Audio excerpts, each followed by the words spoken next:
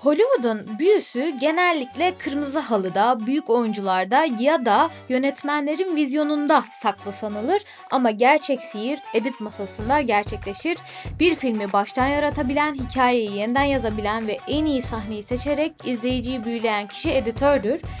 Ve bugün karşımızda tam da bu sihirbazlardan biri var. Derin Universe sakinleri Talk Modu'nun ikinci bölümüne hoş geldiniz. Konuğumuz Netflix, HBO ve Hulu gibi dev platformlarda çalışmış, ödüllü projelere imza atmış, Türkiye'den Hollywood'a uzanan muhteşem bir kariyeri olan Julie Antepli. Kendisi 7 yaşında Back to the Future izleyip sinemaya aşık olmuş ve bir gün o ekrana kendi dokunuşunu katmaya karar vermiş biri. Türkiye'de Avid kullanan ilk editörlerden biri olarak sektöre adım attı ve ardından Los Angeles'a taşınarak Hollywood'un en büyük yapımlarında yer aldı kendisi. Ama sadece filmler değil, teknoloji, yapay zeka, belgeseller ve sinema endüstrisindeki değişimler hakkında da çokça konuşacağız. Tabii ki de Oscar yeni gerçekleşti. Oscar hakkında da yorumlarımızdan bahsedeceğiz. Peki bir sahneyi editlerken hangi an gerçekten büyülü oluyor? Hollywood'da kadın bir editör olmak nasıl bir deneyim? Yapay zeka editörlerin geleceğini tehdit ediyor mu? Yoksa sadece bir araç mı olacak? Bir filmi tamamen değiştirebilecek en büyük edit teknikleri nelerdir?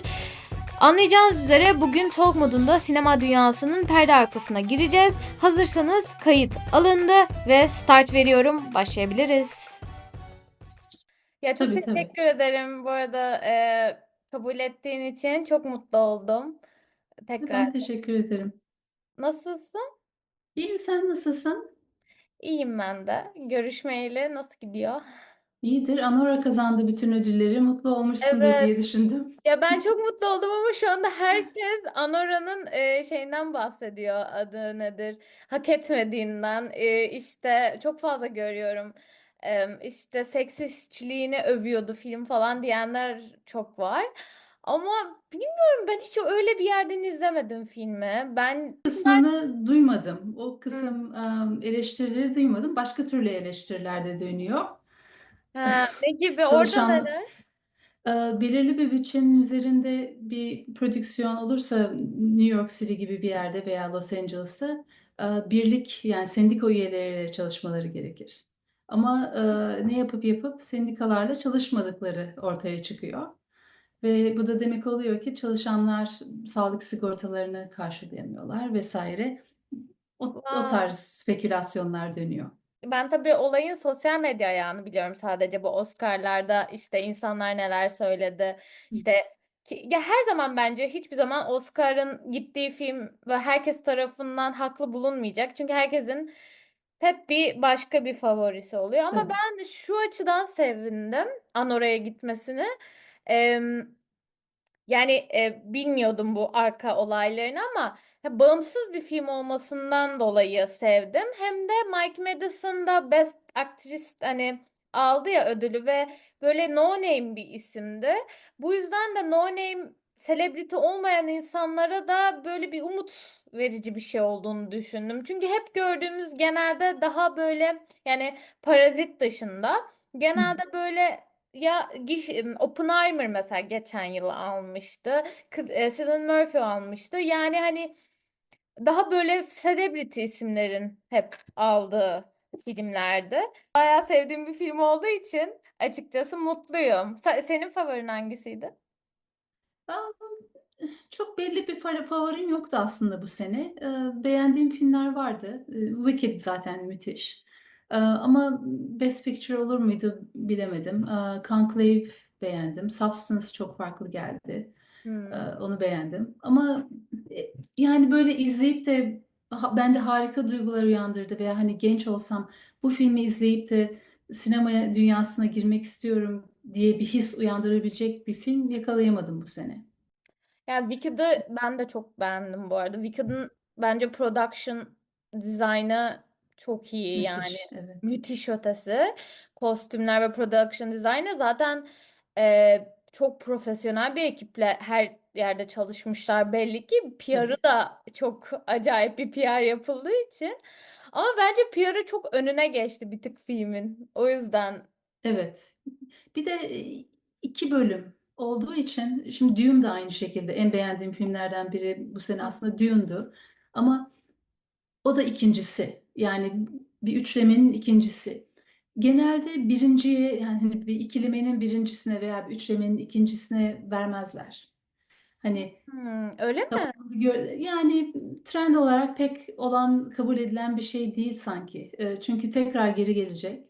Hani o zaman da eğer bunu hak ediyorsa o zaman mesela Lord of the Rings aynı şekilde oldu. Hmm. Üçüncüden sonra aldı. An- Sanırım. Bunu fact check yapmam lazım ama Evet, sanırım sanırım üçüncüden sonra öyle. aldı.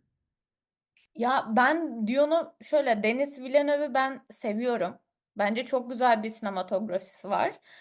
Ama Dune'un ben şeyini çok yani kitabını da okumaya çalışmıştım. Kitabına da Çok çok, zor. evet, çok zor geldi bana. O yüzden Dune'a çok giremedim. Benim için çok karmaşık bir distopya. Yani benim Çok için karmaşık, evet. evet. Dediğimiz gibi hani herkese hitap edecek başka bir şey var. Benim her zaman düşündüğüm şey eğer birileri bir filmler veya kişiler aday oluyorsa zaten kazanmışlar benim gözümde. Bu sene de ben de çok fazla böyle aşırı beğendiğim bir şey yoktu açıkçası. Ama mesela benim şeyim yardımcı erkek oyuncu da tabii ki de Anoro'yu seven bir insan olarak oradaki Yuri de favorimdi, ama gene favori bulduğum bir oyuncu kazandı. Yani çok sevdiğim bir oyuncu kazandı. Kendisini şeyden Succession'dan da Evet. bildiğimiz üzere, Succession'ı da çok sevdiğim için. İlginç olan iki Succession oyuncusu birbirine karşı yarıştı. O ilginç oldu. Evet. Evet. Evet, Ama ben bence doğru kişi kazandı. evet, yani bence çok iyi bir oyuncu zaten. Ben bayılıyorum onun oyunculuğuna. Yani ya oyunculuk ne kadar oyuncunun Fırlama sempatik bir tip anladığım kadarıyla gerçek hayatta da ve oynadığı karakterlerde de o ortaya çıkıyor. İlginç bir evet, tad katıyor karakterlere.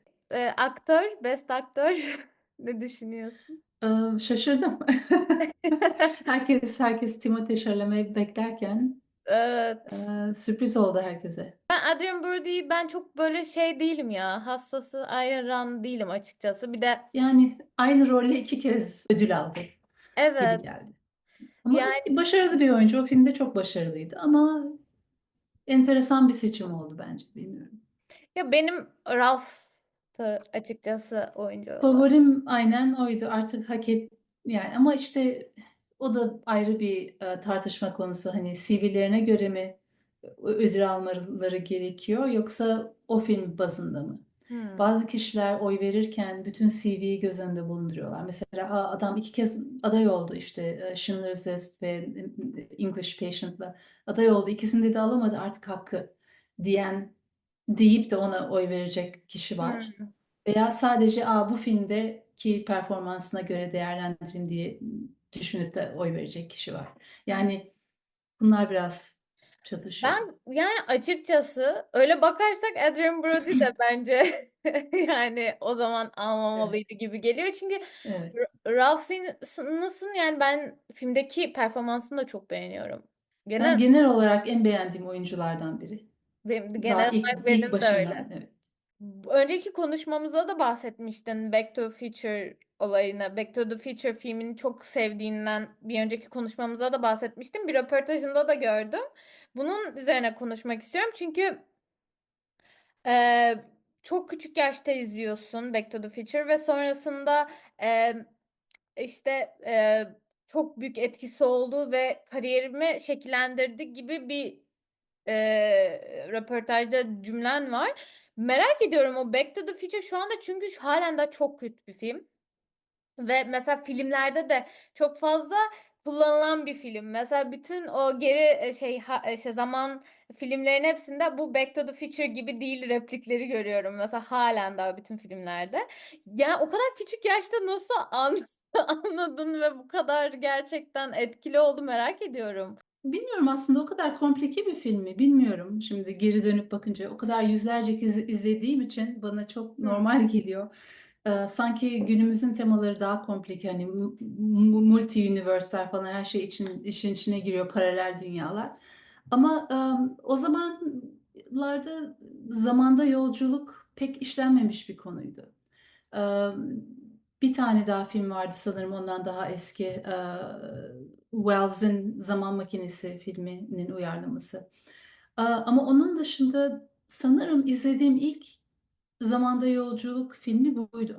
Ki Hmm. zaten 1980'ler benim büyüdüğüm jenerasyon, harika filmler vardı bizim böyle bize hayal kurduracak filmler. İşte uzaylılar olsun, zamanda yolculuk veya işte Indiana Jones tarzı filmler.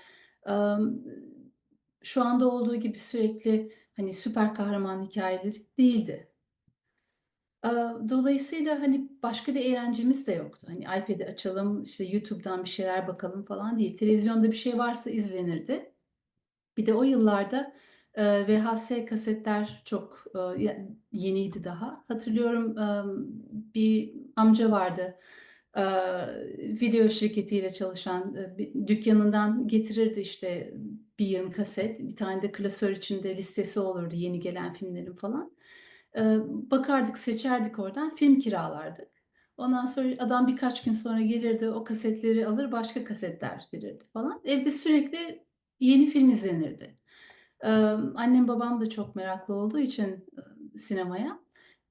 Evde sürekli bir şey vardı yani. Bir kasetler, bir filmler vardı.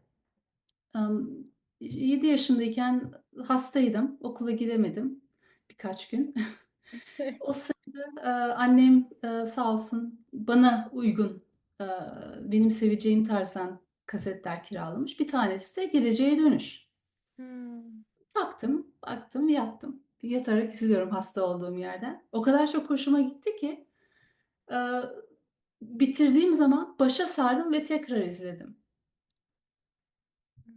Dediğim gibi zaten başka yapacağımız bir şey de yoktu o zamanlar.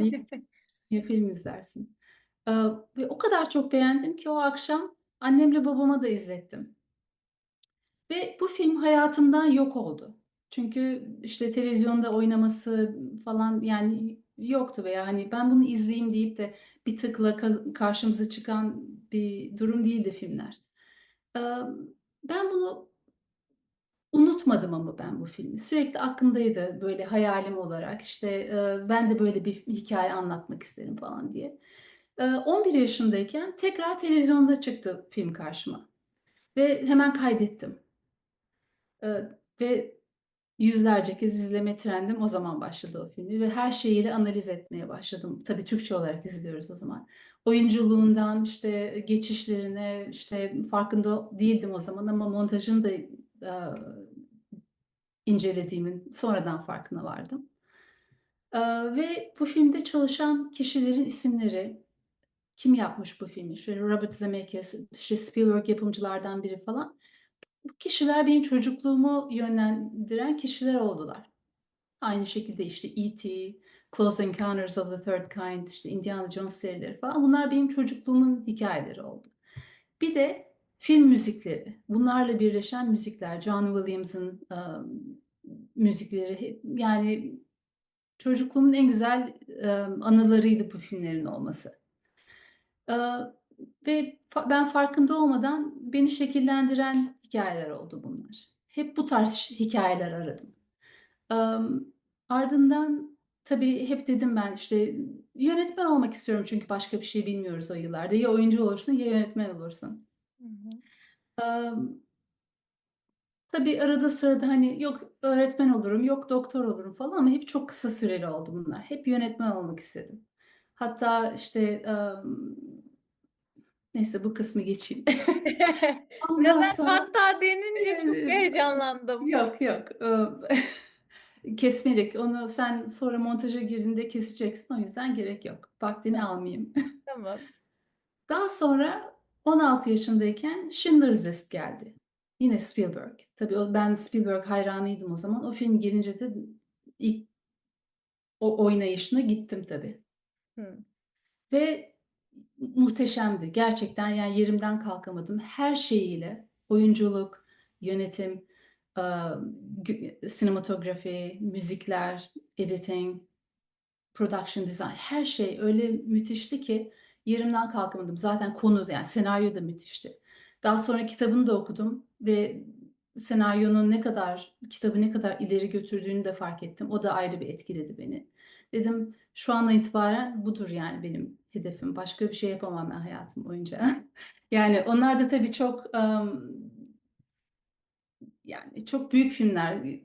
O seviyeye ulaşmak tabii ki kimsenin kolay kolay gelebileceği noktalar değil ama böyle gökte bir yıldız gibi oldu benim için. Ben şeyi merak ediyorum. Mesela bunu da hani dinleyecek gençler olursa diye. Mesela bir film çok şu anda kaç yıldır 20 yıldır neredeyse profesyonel biçimde film editörüsün. E, Değil mi? 20 yıl gibi hatta da. 25.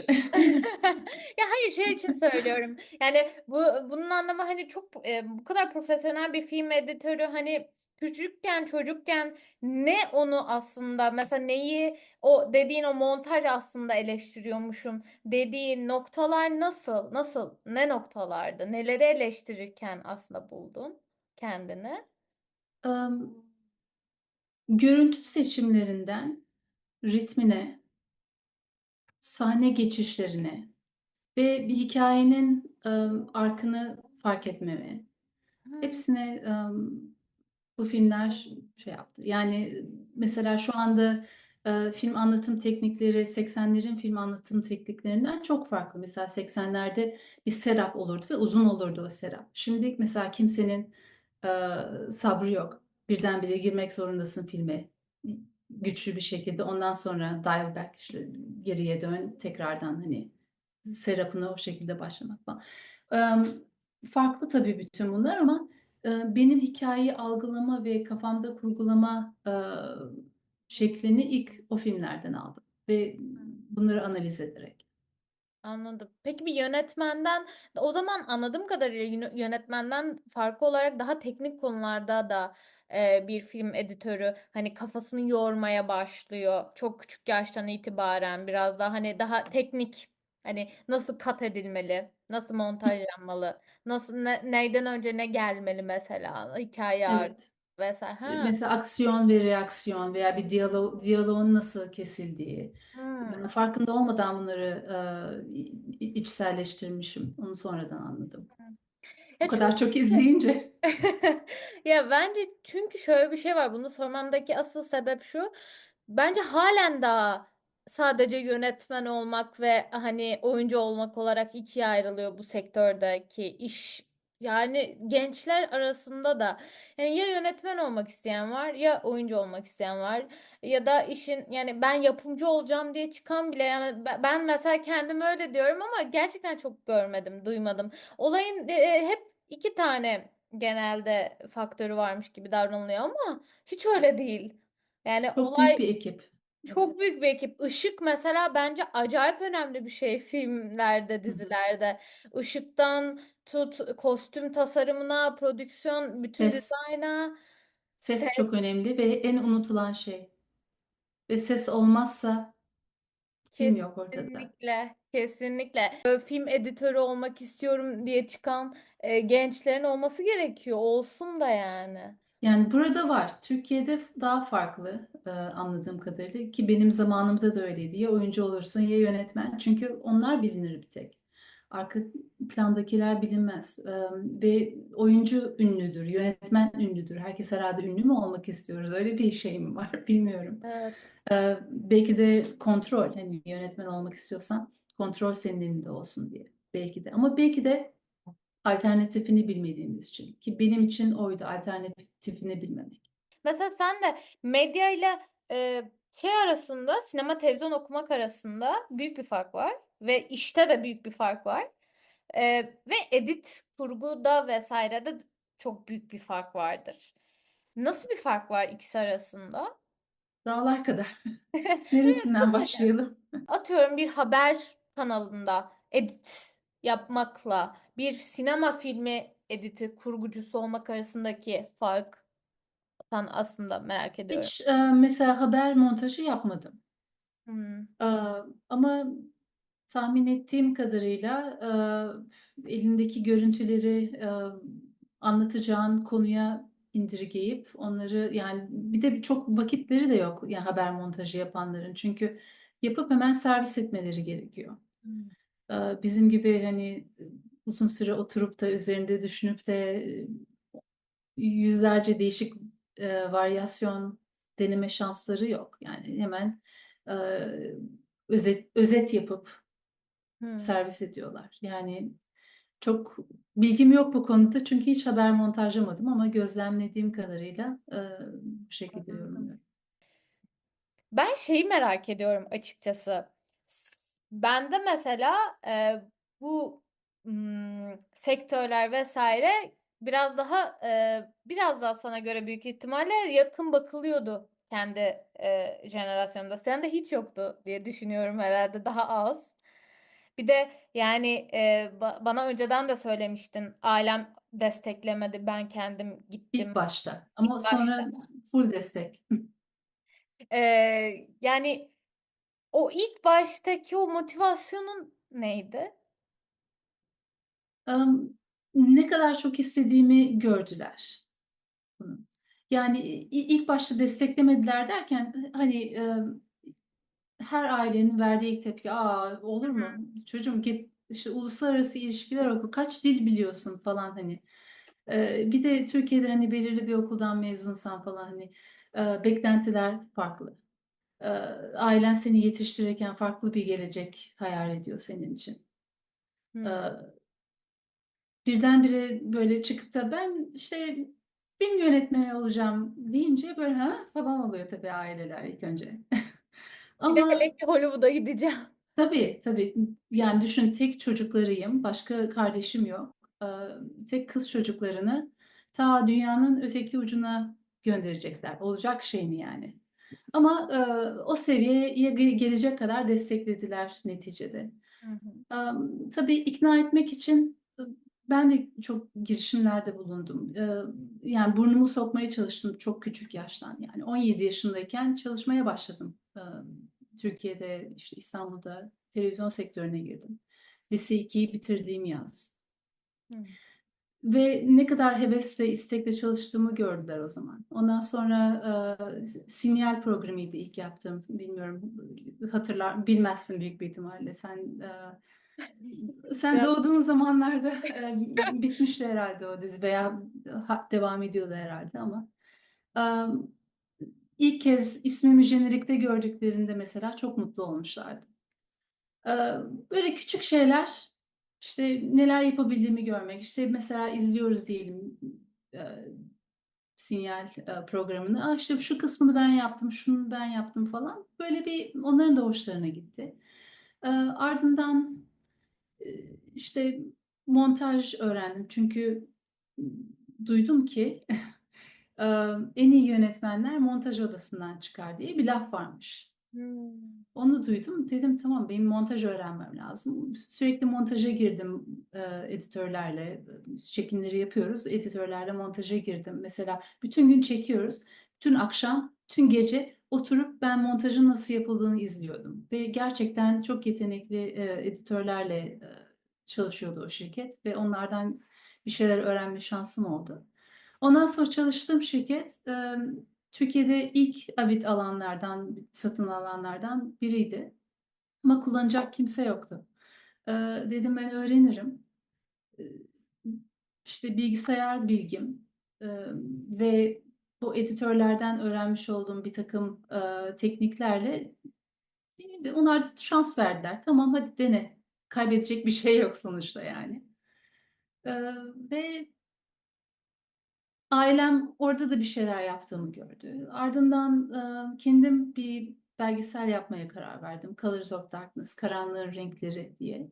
Doğuştan görme engellilerle ilgili bir belgesel yaptım. Sonra tabii bunların hepsi ben öğrenciyken oluyor. Bir yandan üniversiteye gidiyorum bunlar olurken. Ve New York Film Festivali'nde en iyi belgesel ödülünü kazandı bu belgesel.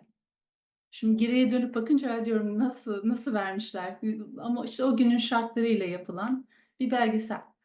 Am, Öyle olunca ailem hepten bir güven duydu. Tamam hani doğru yolda gidiyor gibilerden. Ve hedefim üniversiteyi bitirir bitirmez Los Angeles'a gelmekti. İşte burada UCLA Extension diye UCLA'in bir programı var, sertifika programı. Ona gelmem konusunda da destek verdiler öyle olunca. Üniversitem Türkiye'de biter bitmez her şeyimi toplayıp geldim buraya. Hmm. Yani ailem o derece destek verir duruma geldi ama tabii bir takım şeylerden güvenlerini kazanmam gerekti. Bence işte zaten tam olarak gençlerin yani bizim eee, düştüğümüz hata şu oluyor. Hayalimizi somutlaştırabileceğimizi gösteren doneler vermemiz gerekiyor ailelerimize. Kesinlikle, evet. Çünkü hep şu göze bakıldığını mesela benim ailem şöyle diyordu. Çok cafcaflı gözüküyor senin gözüne o dünya, o yüzden istiyorsun. Ama sonra aslında oturup işte bunun her şeyini araştırdığımı görünce ve işte benim karakterime uygun olmayan bazı şeyler yaptığımı görünce yani şöyle söyleyeyim. Dünyanın her yerinden okulları araştırıp yapacak bir insan değilim. Ama bunun için mesela bakıyordum. İşte ben buraya gideceğim, şunu yapacağım, bunu yapacağım. Ya da bir filmi izlerken bildiğim şeyleri anlatıyordum. Bakın ben bunlara bakıyorum. Bu yüzden istiyorum. Ben işte şunları araştırıyorum. Bunlara ilgim var. Bunu bence böyle somut olarak göstermen gerekiyor. İlla böyle ya tabii ki de iş imkanı varsa iş imkanı senin gibi hani oluşturmak çok büyük bir avantaj. Ama mesela bu yoksa da bu böyle bilginle desteklemek yani sadece ilgim var deyip değil de bilgiyle desteklemek bence aileye çok güven veren bir şey. Evet, kendin atacaksın o adımları. Mesela çok genç, ben şunu yapmak istiyorum diyor. Boş hayal de olabilir. Tabii aile onu bilmiyor. Ve ailelerinden bekliyorlar bir takım şeyleri yapmalarını. İşte aile aracı olsun, işte aile yapsın bütün bu ön çalışmaları falan.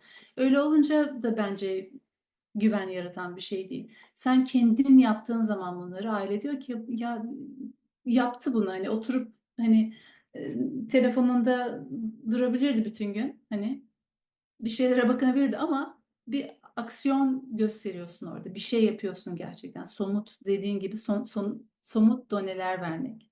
Benim mesela şanssızlığım ben bu sektörle ilgili hiçbir şey yapamadım. Mesela yani benim mesela en büyük şeyim ben bu sektörle ilgili deneyim kazanmak çok istiyordum. Ama lojistikte bile çalıştım ama bu sektör olmadı ve hep de şunu duydum. Hiç tanıdık kimse var mı Hı. sektörde? Tanıdık var mı? Tanıdık var mı?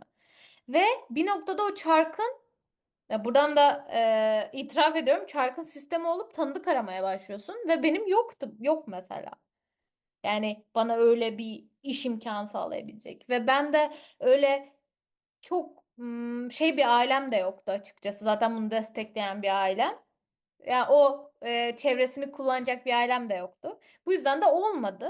Ama işte bu bir şey galiba ya yani networking'in olması gerekiyor evet ama seni mesela alıp da en olmayacak noktaya değil de en baştan başlatabilmesi için o networking'in olması gerekiyor sanırım.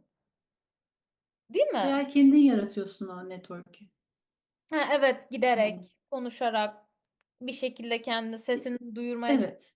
Yani mesela geldim Los Angeles'a. Sektörde tanıdığım yok. Yani kimi tanıyacağım, nereden, kimi tanıyacağım. Ama işte UCLA Extension'daki film televizyon programında bahsettiğim sertifika programına girince hem farklı öğrencilerle tanıştım. Öğrencilerin bir kısmı benim gibi yurt dışından gelen öğrencilerdi.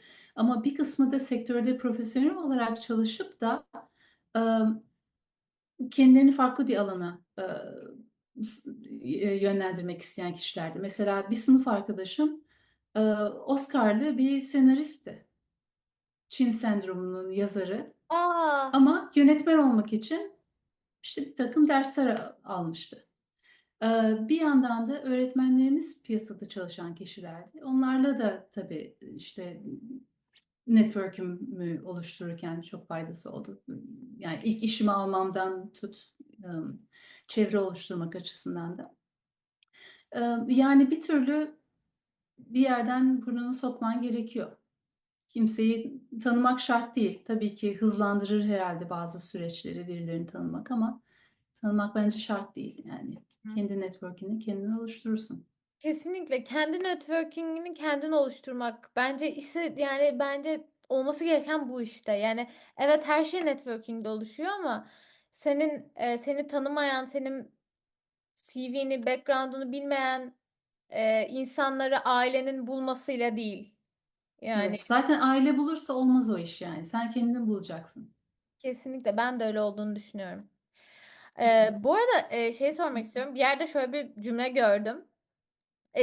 Editing son drafttır diye bir cümle gördüm. Dedim bu ne demek? Sonra baktım önceden de konuştuğumuz hani edit yaparken bazen hani yeniden yazım aşamasına götürülüyormuş vesaire.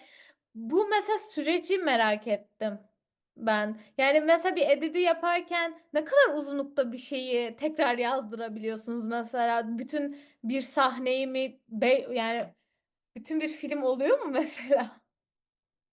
Bütün bir film olmuyor ama sahnelerin yerlerini değiştirebiliyoruz. Veya sahnedeki her diyaloğu kullanmayabiliyoruz. Sahnenin içinde diyalogların yerlerini değiştirebiliyoruz. Veya bazen bir karakteri komple elimine edebiliyoruz. Tabii başrol karakterleri falan değil ama yan karakterler bazen elimine olabiliyor. Bazen mesela e, ortaya çıkıyor ki filmi montajlarken bir takım diyelim ki son yaptığım filmden örnek vereyim. Montajı ya bakıyorum son sahne İstenilen efekti vermiyor, senaryodaki efekti vermiyor. Çünkü o şekilde çekilmemiş. Çekilirken başka bir efektle çekilmiş. Montajda da tam böyle filmi yapıyorsun birdenbire sonu olmadı. Böyle bir söndü sonu. Ondan sonra yönetmenle konuştum. O da benimle aynı fikirdeydi. Farklı birkaç opsiyon daha denedik. Komple hani senaryoda olmayan farklı opsiyonlar denedik son için. Yine de içimize sinmedi. Ondan sonra dedik ki sahneyi tekrar mı çeksek? Ve tekrar çektik sahneyi. Komple farklı bir sonla. Hı. Aa, Ee, sahne tekrar yazıldı ve ama yani komple şimdi bir şey konuşamıyorum bu konuda çünkü söylememem gereken şeyler ama komple sonunu ve bitiş tonu değişti filmin. ha. Aslında Yani bayağı evet yani çok sahneyi çıkarttık mesela. Bir takım ya her sahne için bakman gerekiyor. Bu hikayeyi ileri götüren bir şey mi? Veya kimin bakış açısı bu sahnede? Bir şey veriyor mu bu sahne bu filmin bütününe? Yavaşlatıyor mu? Bu süzgeçten geçirip de elimine ettiğimiz sahneler oldu ki her filmde olan bir şey. peki ben şey sormak istiyorum. Önceki konuşmamızda da bunu konuşmuştuk. Hani elimine ederken hem narratif hem unscripted yazdığın için söylüyorum. Yazdın diyorum. Editlediğin için söylüyorum. Bu elimine etme mevzusunda ne fark oluyor narratif ve unscripted e, işlerde, projelerde? Yani senaryolu bir şeyi montajlarken tabii daha sadık kalman gerekiyor ideal olarak senaryoya. Ee, Ve o vizyonu devam ettirmek açısından zor kararlar, sahne kalsın mı gitsin mi? Ee, Senaryosuz montajda yaklaşım açısı daha farklı oluyor. Yani bazı şeyleri direkt görüyorsun bu işe yarıyor mu yaramıyor mu diye daha farklı. Çünkü senaryoyu komple sen yazıyorsun montajda. Ha. Ama Ha, anlatamadım anladım. yani Yo söylemek istediğim. aslında anladım. Yani unscripted senaryosuz bir şey de aslında zaten senaryosuz olduğu Senaryo için. sana ait. Tabii senaryo yok. Dolayısıyla hikayeyi en iyi şekilde anlatabilecek parçaları birleştirmekten sorumluyuz. Aslında çok Yani büyük iş bu arada. Çok daha çok zor çok büyük bir iş. bence. Çok çok çok çok zor. Ve Ben şöyle mesela bir örnek vereyim. hı, Mesela senaryolu bir şeyde giriyorsun bir mutfağa. Diyorlar ki günün menüsü bu. Bu menüdeki şeyleri yapacaksın. İşte özenle seçtik bütün bu malzemeleri. Bir iki malzemede sorun olabilir ama işte bütün malzemeleri özenle seçtik, önüne koyduk, işte hazırladık falan. Sen editör olarak bakıyorsun o bütün malzemelere. Aa diyorsun ki mesela işte bu havuç biraz eğri mesela kullanmayayım falan atıyorum yani. Bir takım böyle detayları inceledikten sonra o menüye göre e, yemekleri yapıyorsun. Menünün belirlediği şekilde ve hatta çoğunlukla şeyi de var, tarifleri de var. Ama tabii ki burada önemli olan senin hani elinin dokunuşu, hangi malzemeyi ne kadar kullandığın, hani sevgiyle pişirmek falan derler ya hani o gizli malzemeyi kendin katıyorsun falan ve bu şekilde yemek ve menü ortaya çıkıyor. Senaryosuz da işte belgesel olsun, reality olsun. Giriyorsun bir mutfağa, hiç bilmediğin bir mutfak. Diyorlar ki işte aç bak dolapta ne var? Buzdolabında neler var? Kimisi çürük, kimisi değil, kimisi taze. Bak bakalım neler var? İşte Çin mutfağına uygun bir şey çıkart. Hem yapımcı olarak hem editör olarak çok önemli olan bir şey kameranın önündeki kişiyi korumak. Onu en iyi şekilde göstermek. Yani bu kişi bir işte villain karakter de olabilir. Ne diyoruz ona? Kötü karakter demek istemiyorum ama hikayede nasıl diyeyim? Ya biraz E, daha ya Daha antipatik ve bu kişinin seçilmiş olma sebebi daha antipatik olması olabilir. Veya bu kişi sürekli böyle e, kavga başlatan birisidir falan. Ama bu kişi zaten öyle olduğu için seçilmiş. He. Em, Onu ne kadar korursun o farklı tabii. Ama yine de o kişinin işte casting sırasında seçilme sebebine sadık kalmak durumundasın. Veya bazı şeyler işte castingle örtüşmeyebiliyor e, karakterler. Sonuçta bunlar normal insanlar yani eğitimli oyuncu falan değil. Çekim esnasında veya montajda farklı detaylar görüyorsun. Ama benim ilk amacım bu kişileri korumak. Peki mesela sosyal medyaya göre birisinin sahnesini ya da görüntüsünü daha fazla kullanmak, o daha fazla izleniyor deyip ya da birininkini az kullanmak bu tip böyle stratejilerde oluyor mu? Olabilir ama benim için şahsen hikaye en önemlisi. Hikayeye ne kadar katkı Evet, sağlıyorsa. evet, Anladım. Çünkü sosyal medyaya göre de çok şu anda her şey etkiliyor ya dizi film tabii. sektöründe.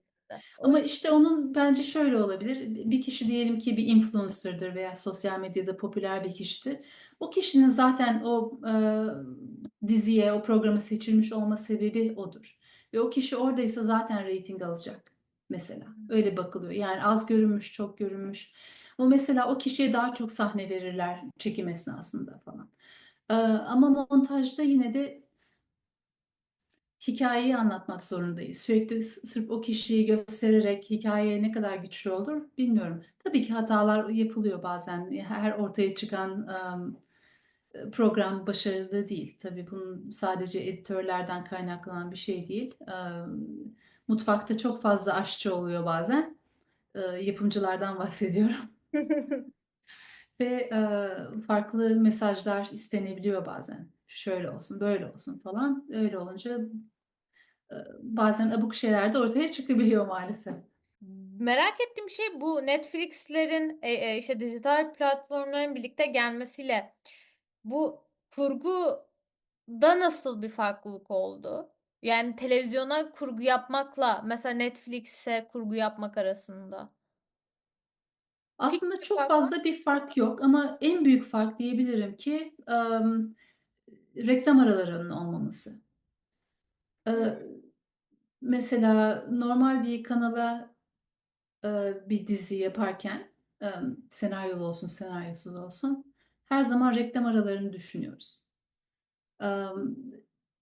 Öyle bir noktada bırakacaksın ki mesela ilk mesela diyelim ki bir saatlik bir programsa beş bölümü oluyor onun.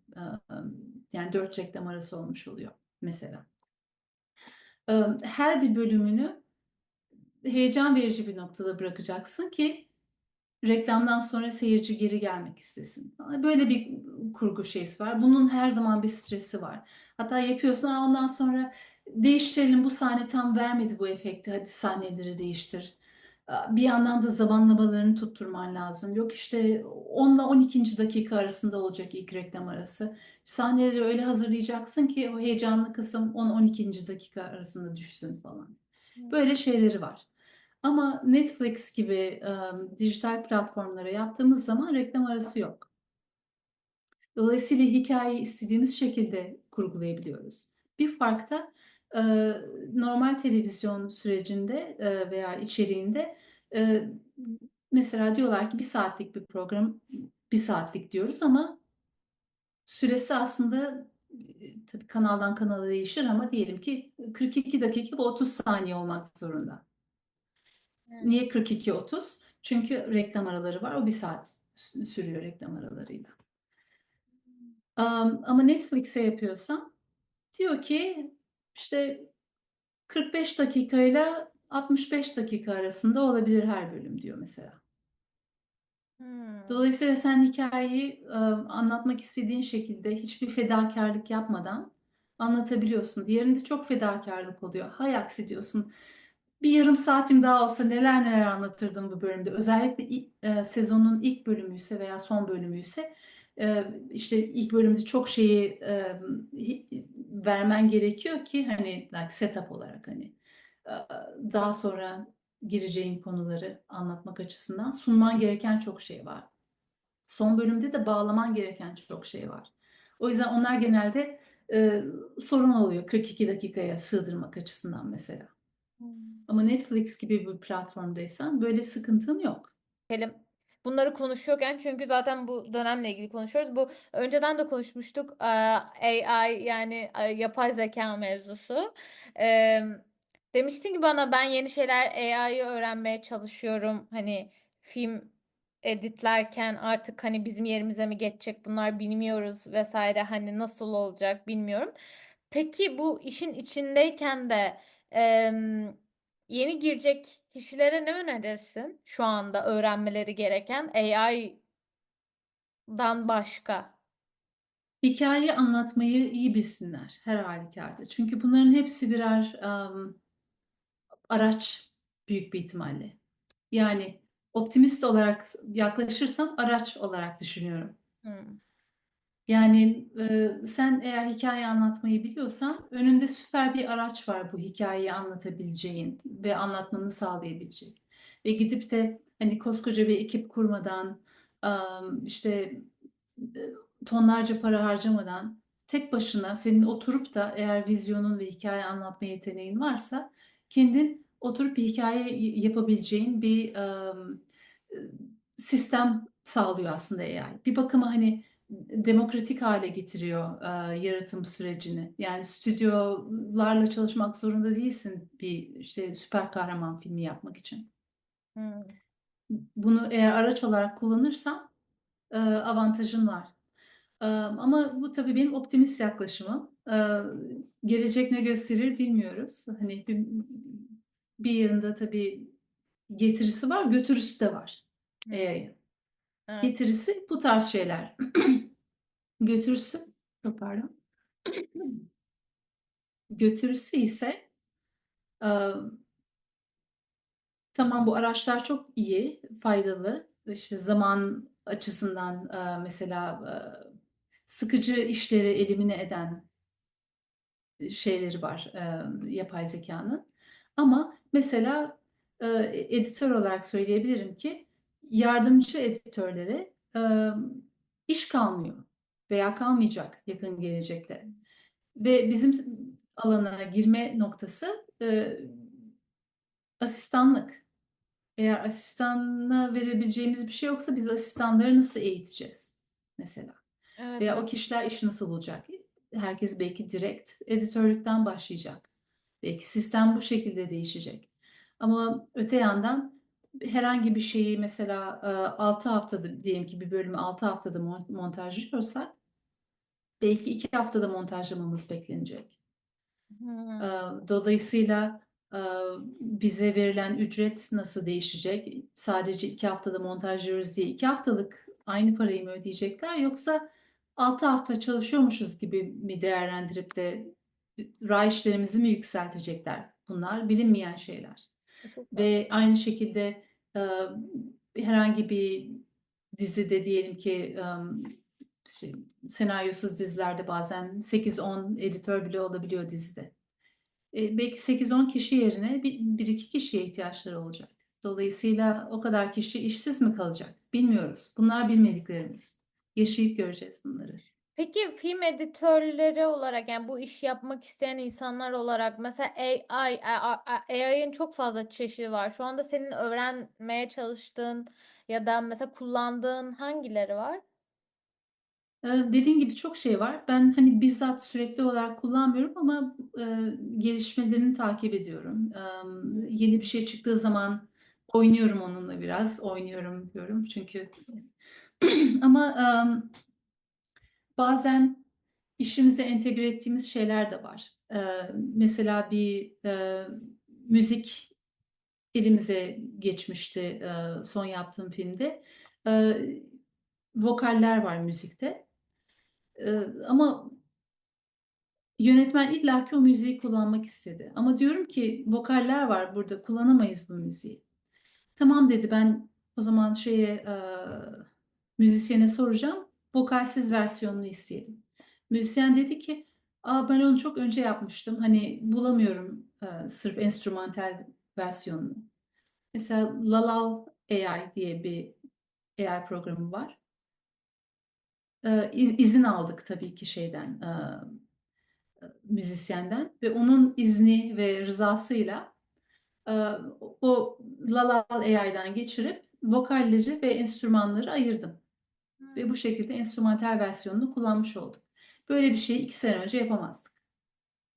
O 2 sene önce mesela bunu nasıl çözüyordunuz? Çözemiyordunuz mu? Çözemiyordum. Başka müzik bulacağız diyordum.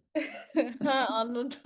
Aslında ama çok fazla şey mesela duyuyorum böyle telif hakkı almadan bir filmin bir şarkıcının müziğini kendileri çalıp hani tamamen onu enstrümantal hale getirip böyle davalar falan görüldü bir ara. Var tabii tabii. Çok Telif büyük. hakları çok önemli. Mesela başka bir örnek daha vereyim yapay zeka kullanma açısından. Geçen sene bu zamanlar bir belgesel yapıyordum. Belgeselde Türkiye'de tanımıyorlar çok fazla bildiğim kadarıyla. Judds ailesi var. Anne çok meşhur bir country müzik şarkıcısı, müzisyeni. Ve hayatının bir döneminde kitap yazıyor ve audiobook haline geliyor bu kitap. Ve kendisi okuyor audiobook'u çünkü tanınmış bir ses falan. Ancak audiobook'u okurken e, belirli bir kısmında sağlığı el vermemeye başlıyor ve kendine benzer bir sesteki bir ses oyuncusu getiriliyor. Devamlı kitabını okuyor. Ve o kişi şu anda hayatta değil. Belgeselde Ashley Judd'ı bilir misin? Evet, evet. Ashley Judd'ın annesi. Judd ailesi derken Ashley Judd bir de kardeşi var Wynonna Judd. Wynonna aşırı meşhur annesiyle beraber düet şeklinde country şarkıcısı. Ashley onlardan daha az tanınır aslında ama Türkiye'de o tanınıyor. Ne ben E, şimdi anladım. evet, şimdi Okey. Ashley'nin kız kardeşi ve annesi ve bahsettiğim kişi anne. Sonuçta biz bu belgeseli yaparken annenin vefatından sonra e, ve yazmış olduğu kitap kendi hayatıyla ilgili olduğu için bu belgeselde oradan da kendi ses şeylerini kullanmaya çalıştık. Ama bazı kısımlarda yani bunu kullanmak istiyoruz ama kendi sesiyle değil, oyuncunun sesiyle ve çok böyle abes kalmaya başladı. Dedim ki Ashley ve Wynonna'dan izin alarak acaba bu sesi annelerinin sesine değiştirebilir miyiz? Bir izin aldık, izin verdiler ve o kısımları AI sayesinde e, Ay çok duygusal. Bence duygusal da. evet annelerinin sesine değiştirebildik. Bu tarz şeylerde avantajı var. Daha önce olsaydı ne yapacaktık? Böyle bir şey yapamazdık. altına bir yazı koyacaktık. Sağlık nedenleriyle kendisi şey yapamamıştır diye. Ama burada etik çok önemli. Biz yine de hani aileden izin aldık, ailenin yazılı izni var falan ama yine de bizim sorumluluğumuz özellikle bu çağda eğer bir şey yapay zekaysa bizim onu belirtmemiz lazım. Hmm. Çünkü yanlış intiba uyandırmamak lazım. Özellikle bilgi kirliliğinin çok olduğu bir çağdayız. Ve AI regüle edilemediği zaman çok sorunlar çıkartabilecek bir şey. O yüzden yine de altına bir yazı koyduk. Bu AI ile generate edilmiştir diye. Hem dizinin sonunda hem o kişi konuşurken koyduğumuz bir şey. Evet. Yani Bence bu etik kısmı çok önemli yani. En önemli kısmı o. Yani değil mi? Bir de zaten telif denilen Evet. şey o kadar ben bu işe yani şimdi video çekerken de fark ediyorum. Telif haklarına her şekilde yani o kadar çok telif yiyorum ki bazen bilmediğim için ya Evet. cahilliğimden dolayı yani böyle bir sahneyi bile koyarken çok dikkat etmen gerekiyor. O sahne telif hakkına giriyor mu girmiyor mu vesaire. Ama yani bakalım buna göre entegre etmemiz de gerekiyor o AI'yı vesaire. Bir de söylemek de gerekiyor. Çok fazla aslında şey var. Kanunlarla ilgili entegre edilmesi gereken şey de var. Ama şu anda sadece AI'nin gelişimi var. Yani hani bunlara entegre edilmiş herhangi bir yasa çok fazla şu anda Henüz yok. yani acaba nasıl olacak çok ben de ediyorum yani. Evet. Neler acaba yasaklanacak? Çünkü her şeye çok hızlı erişimimiz de var. Yani o hakkı herhangi bir insanın hakkını çok hızlı bir şekilde yiyebiliyorsun. Yani hani Kesinlikle. çok hızlı suç işleyebiliyorsun ve bunu bilmeden yapabiliyorsun mesela o AI Evet. sayesinde. Yani bilmiyorum ne olacak. Gerçekten çok fazla bu detaylandırılması gereken bir olay. Bir Ve de birdenbire geldi yani hazırlıksız da yakalandı yasaları yapanlar bile. bir de O bilmeden yüzden. suç işleyebiliyorsun. O çok sıkıntı. Evet. Yani Evet. sınırları bilmediğin için çok sınırsız bir şey AI dediğimiz şey. Ve o sınırsız şeyin içerisinde hangisinin suç olduğunu anlaman gerekiyor. Yani bu kadın editör olmakla ilgili sormak istiyorum. Çünkü önceden konuştuğumuzda da demiştin ki erkek editörlerin daha fazla erkeklerin olduğu bir sektör alan. Beyaz erkeklerin diyelim özellikle. Hı hı. Yani zaten Hollywood'da çalışmandan Ya Amerika'da beyaz erkek olması da önemli. Sadece erkek olmak da yetmiyor. Amerika'da halen daha bunun kavgası bana o kadar Vallahi aslında geliyor. bunun kavgası pek yani son yıllarda çok yol kat edildi ama son günlerde bunları ortadan kaldıracak kanunlar yazan birisi var tepemizde maalesef. Hmm, E, evet. Birdenbire iyi bir şey değil. Başka renkte, başka cinsiyette, başka cinsel tercihte insanların da söz sahibi olması veya bazı konumlara getirilmesi. Yani Bir beyaz anda erkek 20 yıl egemen bir önce dünyada yaşıyoruz. Bu bir gerçek. Ve of kadın olmak her yerde ve her dönem zor bir şey. Her yani zaman sorunları var. bir anda 20 yıl öncesine dönebilir diyorsun her şey yani hani 20 yıl olsa iyi. Daha fazla yıl da olabilir. 50 yıl önceye de gidebiliriz. 70 yıl önceye de gidebiliriz. Bilmiyorum. ama işte bu ayrılıkla birlikte o dediğin o beyaz erkeklerin hani onların yönettiği o sektörde aslında kadınlar için de o zaman ayrışmacı görüşler artmaya başlayacak. Yani çünkü Evet. bu tek bir alan değil benim gözümde. Yani atıyorum Afro-Amerikan insanların da hakları vardır diyen insanlarla yani hani onların da her şeyde hakkı vardır aynı oranda diyen insanlarla kadınlar için de düşünen Tabii, insanların aynı kulvarda olduğunu düşünüyorum ya da LGBTQ+ tabii ki. insanlar için. Şimdi ama şöyle bir şey var. Ee, Biz yıllardır film, televizyon izleyen insanlarız hepimiz, değil mi? İşte 100 küsür senedir sinema var. Ve televizyon 1950'lerden beri. Ve o zamandan bu zamana bakış açımızı ve izleyici olarak algılamamızı yönlendiren kişiler beyaz erkekler. Evet. Medyayı ve filmi, televizyonu algılamamız beyaz erkeklerin filtresinden geçiyor. Son yıllarda, son 20 senede falan değişmeler olmaya başladı elbette. İşte dediğin gibi Afro-American, Amerikan bakış açıları çıktı, işte kadın yönetmenler falan. Ama yine de filtre beyaz erkek filtresi. İzleyici de beyaz erkek filtresiyle bakmaya alışık ve vizyon o. Mesela Sean Baker'ı ele alalım. Kendisi baştan sona filmi yapan kişi. Ee, Ama hikaye bir kadınla ilgili. Evet, Bir neden kadının bir hikayesi. erkek yapıyor, değil mi? Erkek yapsın, okey, yapsın. Ama mesela montajı da kendisi yaptı. Bu biraz tepki aldı montajı kendi yapması ama bir yandan da tamam, bak ödül bile aldı, gayet başarılı yaptı montajı. Ama olması gereken aslında bir kadın editörle çalışıyor olmasıydı. Hmm. Çünkü o bakış açısı eksik kalıyor. Ne yaparsa yapsın.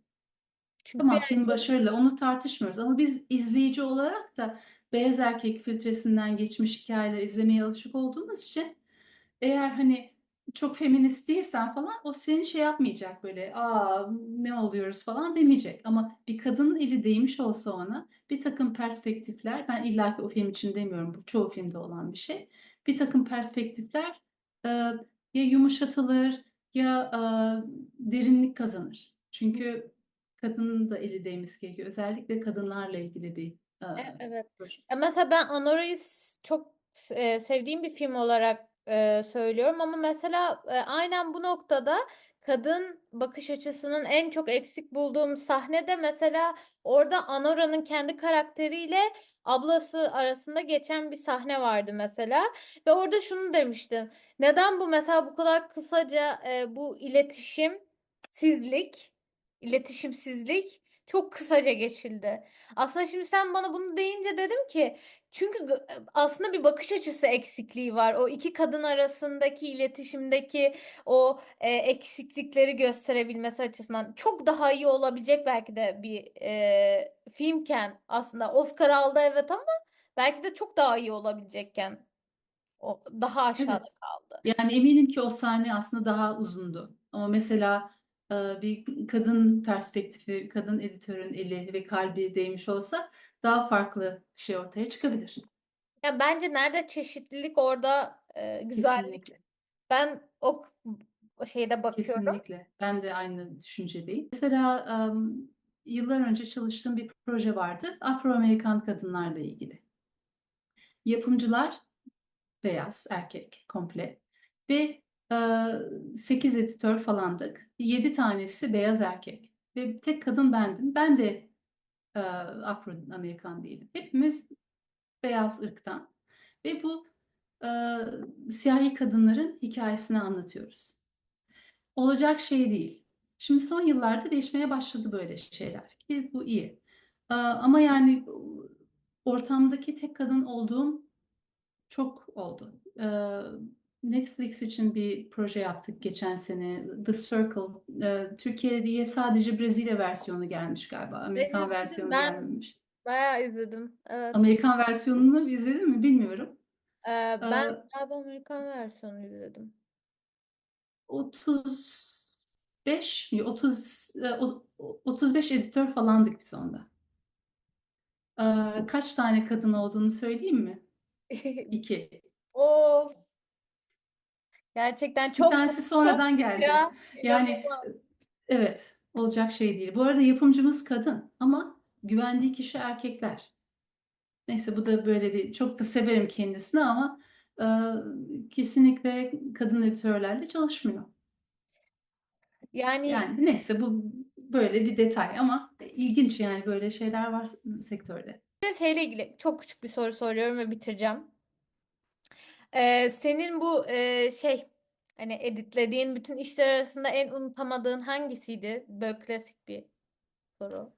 Valla çok var ama yakın zamandan söyleyebileceğim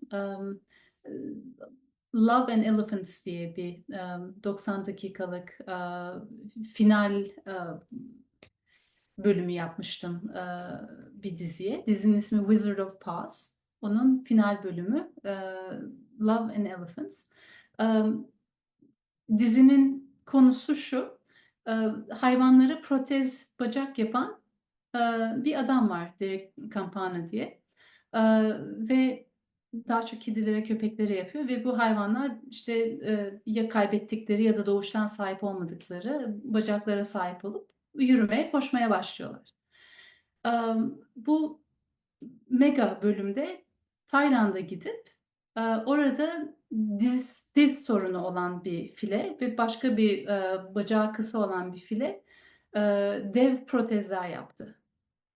Ve o filler ilk kez yürüyebildiler, işte acı falan yaşamadan. E, Ay, çok Benim için çok anlamlı, fil hayranıyım zaten. Benim için yani en anlamlı projelerden bir tanesiydi ve herhalde hiç unutamayacağım bir proje olacak. Ay çok güzel. Bir de bir insanın bence böyle etik şeylerine dokunan işler yapmak daha gurur vericidir. Hani böyle Evet. arkasında durabileceği.